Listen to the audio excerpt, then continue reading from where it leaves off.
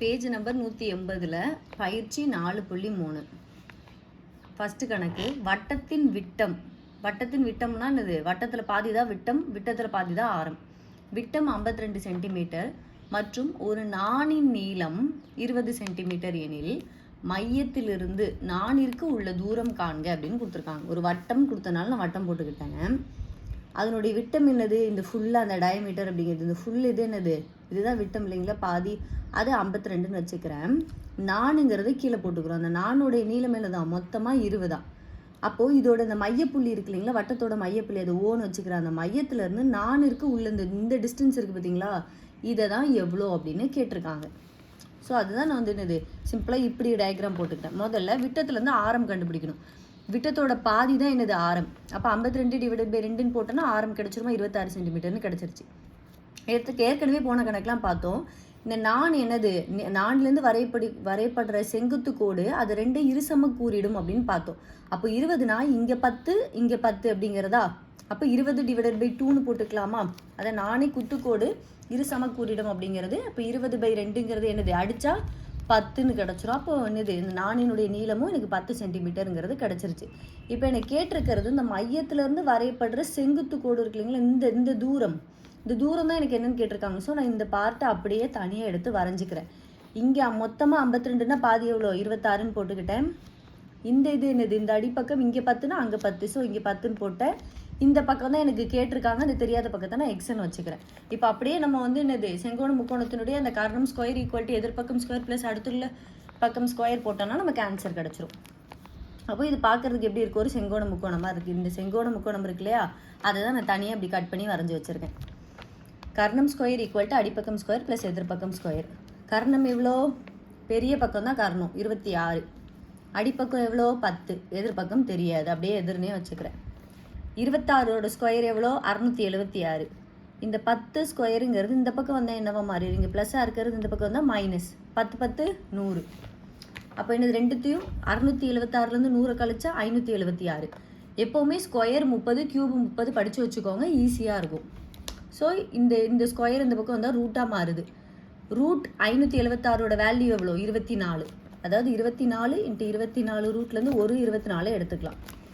இல்லை அப்படின்னா எனக்கு இப்படி ரூட் எனக்கு எடுக்க தெரில, நான் படிக்கல, டக்குன்னு எனக்கு ஞாபகம் வரலன்னு நீங்கள் என்ன பண்ணிக்கலாம்? 576 அப்படியே இந்த டானா வகுத்தல் போட்டு அப்படி எல்சிஎம் மாதிரி இப்படி எடுத்துக்கிட்டே வந்தீங்கன்னா உங்களுக்கு 24ங்கிறது வந்துடும். ஸோ 24 சென்டிமீட்டர்னு கிடச்சிருச்சு.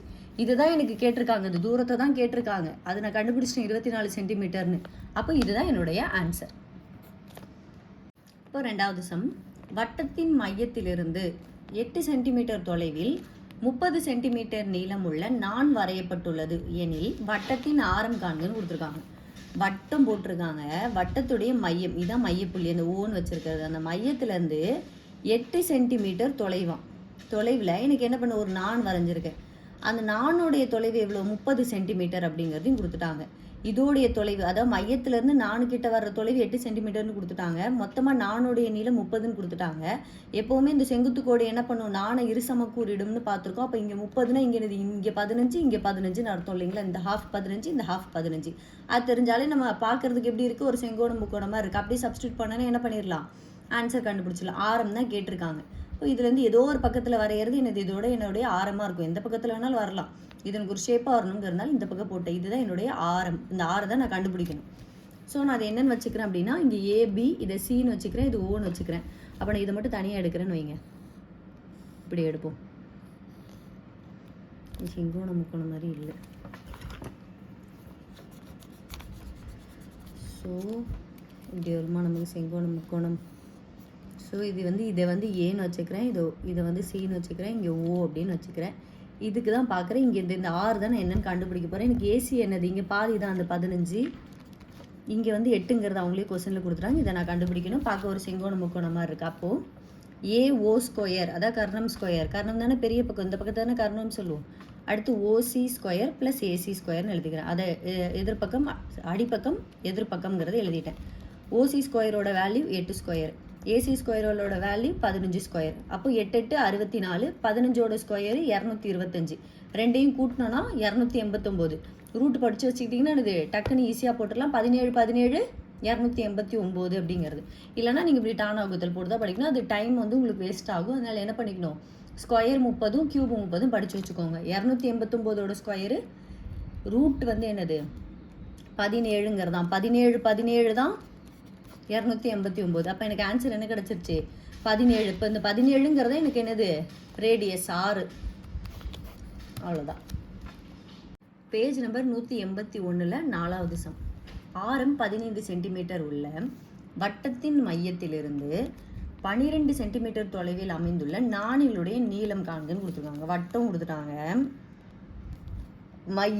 மையம்ங்கிறது ஓ, அதுலேருந்து ஆரம் இங்கே தானே இப்போ வரைஞ்சிட்ருக்கோம். ஆரம்ங்கிறது என்னது ரேடியஸுங்கிறது 15 சென்டிமீட்டர். இதோட மையத்திலிருந்து இதனுடைய நாணின் தொலைவு, கீழே தான் நான் இருக்கு இல்லையா, அந்த நானுடைய தொலைவு எவ்வளோவா எனக்கு 12 சென்டிமீட்டராம். அப்போ அந்த நானுடைய நீளம் இருக்கு இல்லைங்களா, அது என்னன்னு கேட்டிருக்காங்க. இது ஏற்கனவே இதே மாதிரி மாடலில் ஒரு சம் என்ன பண்ணியிருக்கோம், சால்வ் பண்ணியிருக்கோம். அப்போ நான் இதை மட்டும் தனியாக எடுக்கிறேன். ஒரு செங்கோணம் முக்கோணம் மாதிரி கிடைக்குது. எனக்கு இங்கே இது 15ன்னு தெரிஞ்சிருச்சு, இது 12ன்னு தெரிஞ்சிருச்சு. அப்போ இந்த அடிப்பக்கம் மட்டும்தான் எனக்கு தெரியாது. அது கண்டுபிடிச்சிட்டு மீதி உள்ளத்தையும் நம்ம என்னது சேர்த்துக்கணும். ஏன்னா இது பாதினா அது பாதி சேர்த்தோன்னா நமக்கு ஆன்சர் கிடச்சிடும். அப்போ இதை கண்டுபிடிப்போம். So radius 15 centimetre. இதை நான் என்னென்னு வச்சுக்கிறேன் அப்படின்னா, இதை ஏன்னு வைப்போம், இது சீன் இருக்கட்டும், இங்கே பி வருது, இங்கே ஓ வருதா. ஸோ அப்போ ஓசி அப்படிங்கிறது என்னது, இந்த ஓசிங்கிறது 12 சென்டிமீட்டர். இப்போ ஏபி அப்படிங்கிறத நம்ம கண்டுபிடிக்கணும். நம்ம ஏசியை கண்டுபிடிச்சிட்டோன்னா அதோட இன்ட்டு 2 பண்ணோன்னா இந்த ஏபிங்கிறது கிடச்சிரும். ஸோ செங்கோண முக்கோணத்துக்கு என்னது கர்ணம் ஸ்கொயர், எதிர்பக்கம் ஸ்கொயர், அடுத்துள்ள பக்கம் ஸ்கொயர். கர்ணம் என்னது ஏஓ ஸ்கொயர், அடுத்து இது என்னது AC square, OC square. AO ஸ்கொயரோட வேல்யூ 15, ஏசிங்கிறது எனக்கு தெரியாது, அது எக்ஸ் அப்படியே ஏசின்னு வச்சுக்கலாம். அடுத்தது ஓசிங்கிறது 12. 15 ஸ்கொயர் எவ்வளோ 225. 15 × 15 225. 12 × 12 இப்படி கொடுத்துருந்தாங்கன்னு என்ன பண்ணணும், 2 தடவை அதை பெருக்கிக்கணும்னு அர்த்தம். அவ்வளோதான். 12 12 144 கழிச்சிங்கன்னா 81ன்னு கிடைக்கும். 225 144 போயிடுச்சுன்னா 81. 81ங்கிறது என்னது 9ஓட ஸ்கொயர் தான் நமக்கு என்ன வரும் 81ன்னு கிடைக்கும். ஸோ அப்போ ஏசி ஈக்குவல் டு ரூட், இந்த ஸ்கொயர் அந்த பக்கம் போச்சுன்னா என்னவா மாறிடுது, ரூட்டாக மாறிடுது. அப்போ 9 × 9 தான் எனக்கு என்னது 89. அதுலேருந்து ஒரு 9 வெளியில் எடுத்துக்கோங்க. அப்போ ஏசிங்கிறது எனக்கு என்னது 9. ஆனால் அது என்னது எனக்கு பாதி பக்கம் தான், பாதி அளவு தான் கண்டுபிடிச்சிருக்கேன். மீதி பாதி இருக்கு இல்லையா, அதோட என்ன பண்ணிக்கணும் 2ன்னு போட்டுக்கணும். இல்லைன்னா 9 + 9ன்னு வச்சுக்கோங்க. மீதி பாதியும் அதே அளவாக தான் இருக்கும். அப்போ 9 × 2 18ங்கிறத எனக்கு நாணினுடைய நீளம். சிம்பிள் தான். அந்த கான்செப்டை மட்டும் புரிஞ்சுக்கிட்டீங்க அப்படின்னா போட்டுடலாம். அடுத்து 6வது சம். 5 சென்டிமீட்டர் மற்றும் 3 சென்டிமீட்டர் ஆரம் உள்ள இரு வட்டங்கள். முன்னாடி எல்லாம் ஒரு வட்டம் பார்த்துட்டு இப்போ 2 வட்டங்கள் கொடுத்துருக்காங்க. இரு வட்டங்கள் 2 புள்ளிகளில் வெட்டி கொள்கின்றன. ஒரே புள்ளியில் கிடையாது, தனித்தனி 2 புள்ளியில் வெட்டி கொள்கின்றன. மேலும் அவற்றின் மையங்களுக்கு இடைப்பட்ட தொலைவு, அந்த மையம் இருக்குல்ல அதோட இடைப்பட்ட தொலைவு வந்து 4 சென்டிமீட்டர் எனில் பொது நாணின் நீளத்தை காண்க. அது 2த்துக்கும் பொதுவாக ஒரு நான் இருக்குல்லையே அதோட நீளத்தை கேட்டிருக்காங்க. நமக்கு டயக்ராம் வந்து எப்படி போட்டுக்கலாம்னா 2 வட்டம். ஸோ நான் 2 வட்டம் போட்டாச்சு. அதுக்கப்புறம் என்ன சொல்ல 2 புள்ளிகளில் வெட்டி கொள்கின்றன அப்படின்னு கொடுத்துருக்காங்க. ஸோ இப்போ வந்து இதுதான் இப்படி வச்சுப்போம், 2 புள்ளிகளில் வெட்டிக்குது. இது வந்து 2தோட ஆரம் என்ன கொடுத்துருக்காங்க, நம்ம ஆரம் எப்போ இப்படி வரைஞ்சோமா, ஏன்னா வட்டத்தில் ஏதாவது ஒரு பகுதியை வந்து ஆரம்னு வச்சுக்கலாம். அந்த விட்டத்தில் பாதி, அதாவது இதோட ஹாஃபில் குவார்ட்டர் பார்ட் மாடு தான் நமக்கு ஆரம் வரும். ஸோ இங்கே 3ன்னு வச்சுக்கிட்டேன், இங்கே 5ன்னு வச்சுக்கிட்டேன். 2 புள்ளிகளில் வெட்டி கொள்கிறேன். அப்போ இது ரெண்டுமே வந்து இந்த வட்டம் ஒன்றுக்கு ஒன்று ஜாயின் ஆகி தான் இருக்குது. அவற்றினுடைய மையங்களுக்கு இடைப்பட்ட தொலைவு வந்து இந்த மையம், இந்த கோடு இருக்கு இல்லையா, இதுதான் எனக்கு என்னவா 4 சென்டிமீட்டருங்கிறத கொடுத்துருக்காங்க. வட்டம் போட்டேன், ஆரத்தை மார்க் பண்ணிட்டேன், நடுவில் உள்ள கோடு வந்து எனக்கு அந்த என்னது அந்த இடைப்பட்ட தொலைவு 4ன்னு கொடுத்துட்டாங்க. பொது நான் அப்படின்னு கொடுத்துருக்காங்க. அந்த பொது நானுங்கிறத இதுதான் எனக்கு என்னங்கிறத கண்டுபிடிக்கணும். எப்போவுமே எனக்கு ஹாஃப் வருங்கிறது எனக்கு தெரியும். ஸோ ஒரு ஸ்டெப்பாக சொல்கிறேன், ஈஸியாக தான் இருக்கும். இப்போது நான் இதை எப்படி வச்சுக்கிறேன்னா, இதை வந்து பின்னு வச்சுக்கிறேன், இதை கியூன்னு வச்சுக்கிறேன், இதை ஏபி அந்த இடைப்பட்ட தொலைவு இருக்குல்ல அதை ஏபின்னு வச்சுக்கிறேன். அப்புறம் இங்கே இந்த சென்டர் பாயிண்ட் வந்து சி அப்படின்னு வச்சாச்சு. எனக்கு தெரியாத இந்த ஒரு பகுதி இருக்குது பார்த்தீங்களா, அதை எக்ஸ்ன்னு வச்சுக்கிறேன். மொத்தம் 4. ஸோ அப்போது இந்த எக்ஸு போக மீதி தெரியாத பகுதி என்னவாக இருக்கும், x - 4. இதில் இப்போ எனக்கு ஏதோ ஒரு நம்பர் கிடைக்குதுன்னு வச்சுக்கோங்க, இப்போ 2ன்னு கிடைக்குதுன்னு வச்சுக்கோங்களேன். அந்த மீதி இருக்கிறதா என்னவாக இருக்கும், இந்த மொத்தத்தில் மீதி பாதியாக இருக்கும் இல்லையா. ஃபார் எக்ஸாம்பிள் இப்போ பாருங்கள், மொத்தமாக எனக்கு வந்து இப்போ 4 இருக்கா, இங்கே 2 அப்படின்னா மீதி என்னவாக இருக்கும், இதை நான் எக்ஸ்ன்னு வச்சுக்கிறேன். அந்த எக்ஸு தான் 2 அப்படின்னா அப்போ x - 4ங்கிறது இதில் இந்த கிடச்ச 2 கழிச்சிட்டேன்னா மீதி 2ங்கிறது எனக்கு கிடச்சிடும் இல்லைங்களா? அதனால தான் நான் என்ன பண்ணிக்கிறேன், எக்ஸ் மைனஸ் 4 அப்படின்னு இதை வச்சுக்கிறேன். தெரியாத எக்ஸு ஒரு பகுதி எக்ஸுன்னு இன்னொரு பகுதி அந்த மொத்தத்தில் இது கிடச்சது அப்படிங்கிறது மாதிரி தனியாக போட்டிருக்கேன். ஓகேவா? இப்போ நான் அந்த பிசிங்கிறத என்னென்னு வச்சுக்கிறேன், எக்ஸ் சென்டிமீட்டர் அப்படின்னு வச்சுருக்கேன். அடுத்து சிக்யூ இங்கே இருக்கு இல்லைங்களா? அந்த சிக்யூ என்னென்னு வச்சுக்கிறேன், 4 மைனஸ் எக்ஸ் இல்லைனா எக்ஸ் மைனஸ் 4 எப்படி வேணாலும் வச்சுக்கலாம். இப்போ இந்த ஏபின்னு இருக்குது பார்த்தீங்களா, இந்த தொலைவு, இந்த ஏபிங்கிறதும் என்ன அப்படின்னா 2AC தான். ஏன்னா இதில் ஒரு பாதி இருக்குது, இதில் ஒரு பாதி. எப்போவுமே செங்கோணம் ஒரு செங்குத்து கோடு வந்துருச்சுனாலும் இங்கே பாதி வந்துடும். அது மாதிரி இங்கே பாதி வந்துடும். இதில் பாதி, இது பாதின்னு வந்துடும். அப்போ இது ஒரு ஹாஃப்னா இது ஒரு ஹாஃப். அப்போது இந்த ஏபி அப்படிங்கிறது என்னது, 2AC அப்படிங்கிறது. ஸோ 2AC அப்படின்னு வச்சாச்சு. நம்ம ஏற்கனவே என்ன படிச்சிருக்கோம், மையத்திலிருந்து நாணிற்கு வரைபடும் செங்குத்து கோடு நாணை என்ன பண்ணும், இரு சமக்கூறிடும்னு பார்த்துருக்கோமா? ஸோ இந்த ஏசி இங்கே இருக்குது பார்த்தீங்களா, இந்த ஏங்கிறதும் இந்த சிங்கிறதும் எனக்கு என்னன்னு வச்சுக்கிறேன், நான் ஒய் அப்படின்னு வச்சுக்கிறேன். இப்போ அதிலிருந்து நான் ஒரு தனியாக, இது இப்போ அது ரொம்ப கன்ஃபியூஸாக இருக்குனுங்கிறதுனால தனியாக நான் எடுத்துடுறேன். தனியாக ஒரு செங்கோண முக்கோணத்தை எடுக்கிறேன். இந்த ஏசியை எடுத்துட்டேன். இதை மட்டும், இந்த பார்ட் இருக்குது பார்த்தீங்களா, இந்த பார்ட்டை மட்டும் நான் தனியாக எடுத்திருக்கேன். என்ன எடுத்திருக்கேன், பிசிஏங்கிறது எடுத்திருக்கேன்.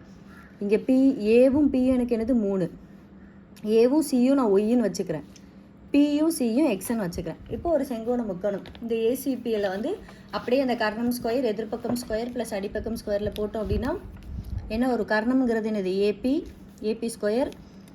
அடுத்து ஏசிங்கிறது எதிர்பக்கம், அடிப்பக்கம் பிசி. அப்படியே அந்த ஃபார்முலாவில் சப்ஸ்டியூட் பண்ணுறோம். நமக்கு ஏபி என்னது, ஏபிங்கிறது 3 போட்டுட்டேன். ஏசி என்னது,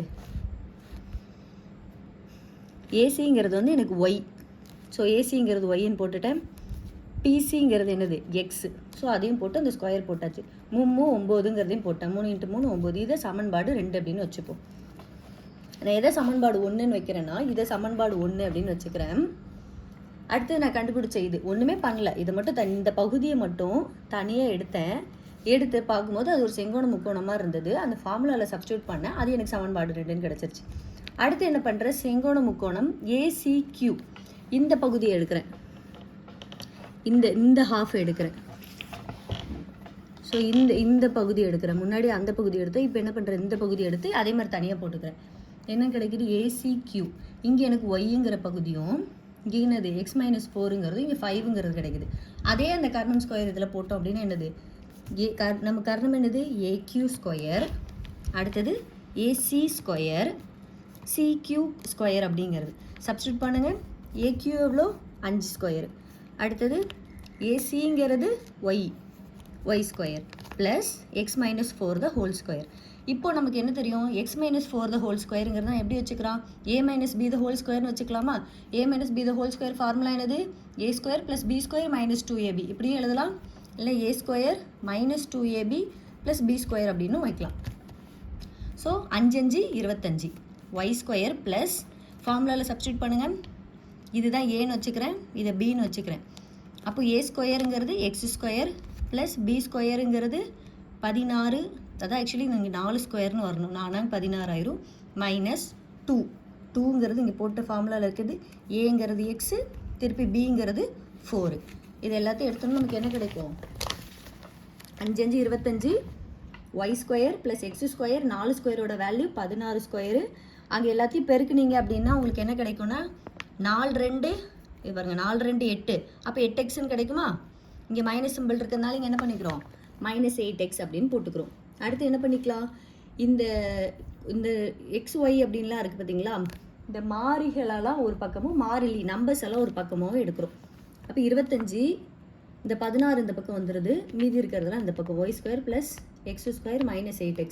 இந்த ப்ளஸ் 16ங்கிறது இந்த பக்கம் வரும்போது -16 மாறிடுது. 25லேருந்து 16 போச்சுன்னா 9 y square plus x square minus 8x.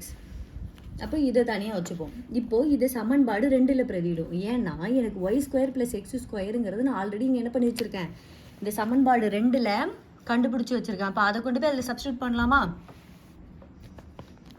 அப்போது y square plus x square equal to 9ங்கிறது எனக்கு சமன்பாடு 2. அதை போய் இதில் பிரதியிடுவோம்.